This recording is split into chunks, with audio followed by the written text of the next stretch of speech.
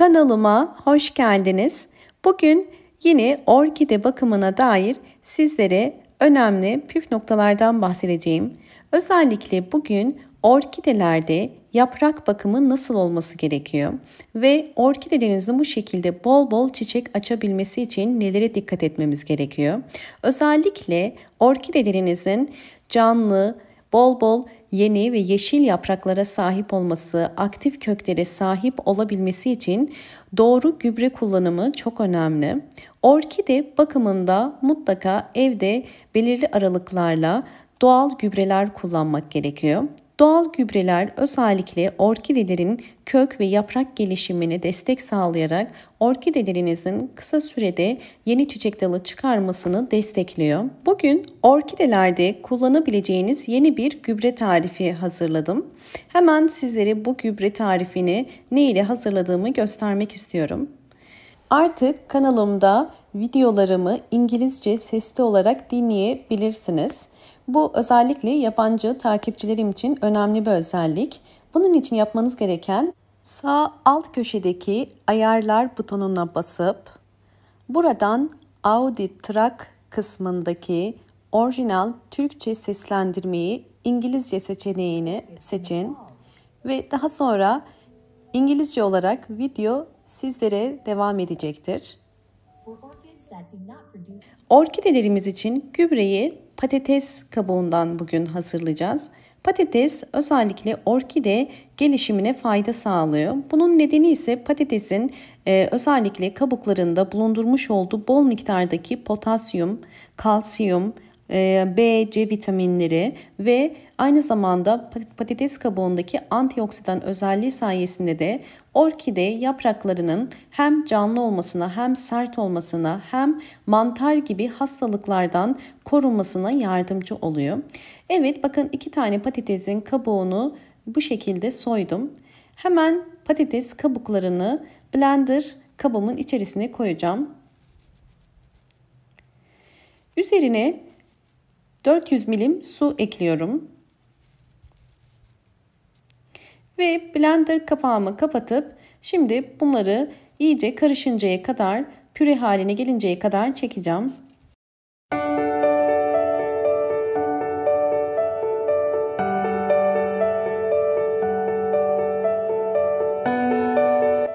Videomu eğer buraya kadar izlediyseniz ve beğendiyseniz hemen beğen tuşuna basıp kanalıma da abone değilseniz bana destek olmak için abone olmayı unutmayın. Evet, patates kabuklarım gördüğünüz üzere püre haline geldi. Bakın suyun özellikle rengi kırmızı. Çünkü ben kırmızı patates kullandım. Bu arada başta belirtmeyi unuttum. Patates kabuklarını iyice yıkadıktan sonra bu şekilde sıvı haline getirdim. Ve özellikle içerisindeki posasının su ile karışmaması için bakın bu şekilde bir süzgeç yardımı ile süzüyorum. Tabii bu posayı atmayacağım. Posadan da ikinci bir tarif göstereceğim sizlere. Evet, bakın altında kalan posası da bu kadar. Şimdi posasını tekrar geri içerisine koyup bu posanın içerisine alabildiği kadar su koyabilirsiniz. Bakın bu da patates kabuğundan çıkan su. Evet, bakın üzerini su ile dolduruyorum. Bu karışımı özellikle bütün çiçeklerinize verebilirsiniz. Bunu bir gece bekleteceğim. Bir gece beklettikten sonra evdeki diğer orkide dışındaki bütün çiçeklerinize verebilirsiniz. Hemen patates kabuğundan çıkan suyu bakın bir sprey kutusunun içerisine bu şekilde koyuyorum. Evet, bakın patates kabuğu suyu miktarı bu kadar. Fakat bunu üzerine biraz daha su koymam gerekiyor. 2 katı kadar su koyacağım. Arıtma suyu kullanıyorum.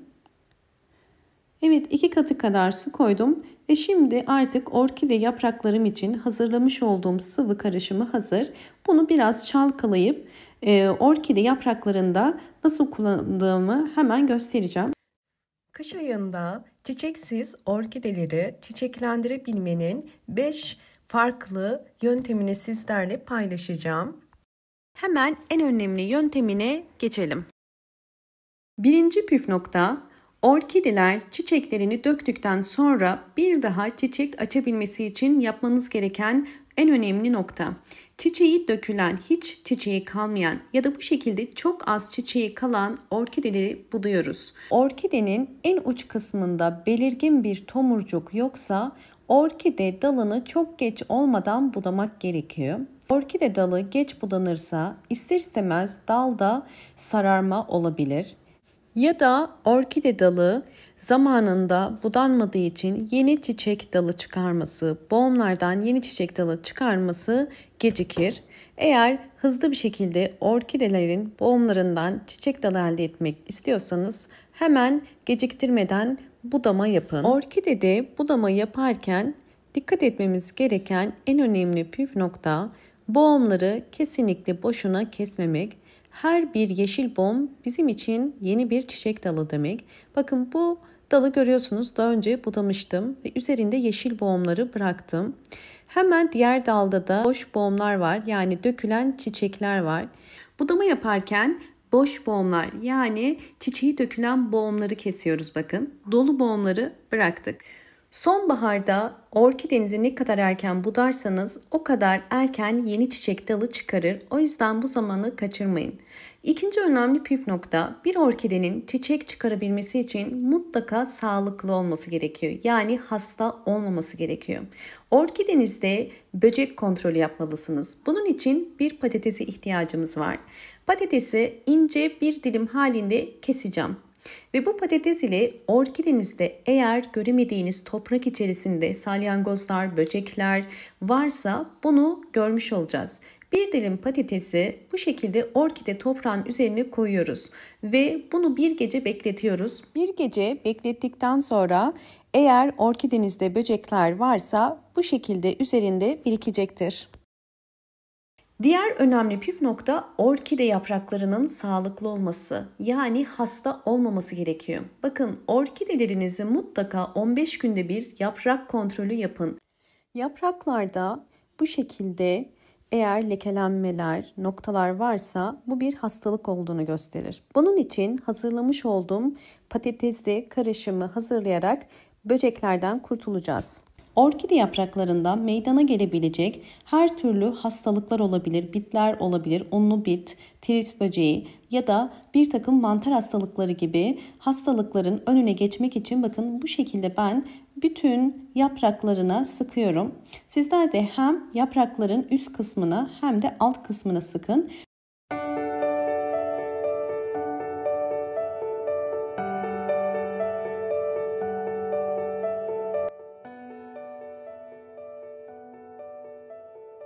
Bakın üzerindeki parlak rengi görüyorsunuz.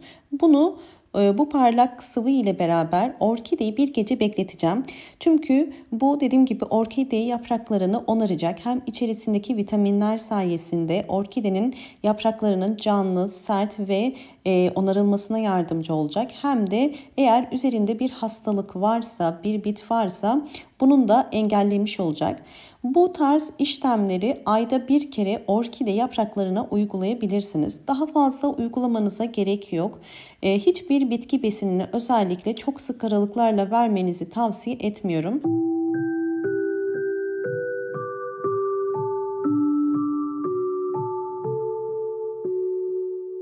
Evet, bakın bir gece beklettikten sonra gördüğünüz üzere orkide yapraklarında beyaz lekeler var. Bunlar tabii ki patates nişastası. Üzerinde bu şekilde bekleyip kuruyunca bu şekilde beyaz lekeler oluşuyor. Şimdi ikinci aşamaya geçiyoruz. Artık yeteri kadar üzerinde durdu. Üzerindeki son kalıntıları da bir ıslak mendili bakın bir suyun içerisine batırarak bu şekilde artık orkide yapraklarıma son bakımı da yapıyorum.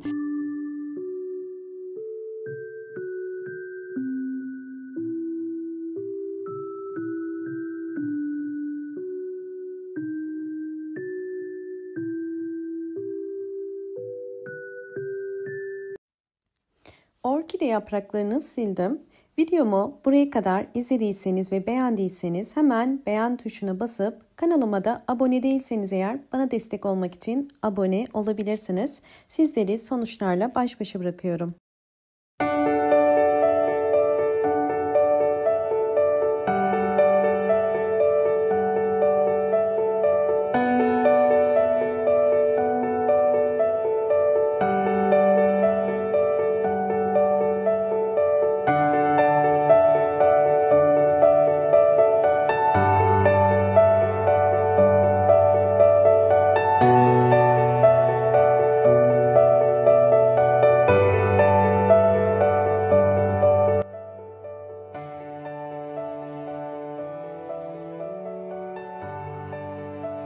Diğer önemli bir püf nokta bu aşamadan sonra sulama.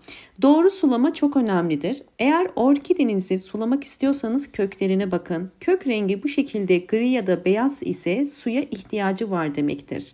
Ama bu şekilde yeşil ise kesinlikle orkidenize tekrar su vermeyin. Eğer orkidelerinizin kökleri sağlıklı ise ve uzun süredir çiçek açmıyorsa patates kabuğu suyu ile orkidelere çiçek açtırabilirsiniz.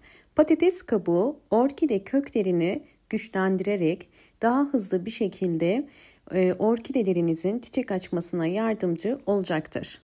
Her bir saksıya en fazla 8 yemek kaşığı kadar verebilirsiniz. Şimdi 2 ay sonraki gelişimleri sizlerle paylaşıyorum.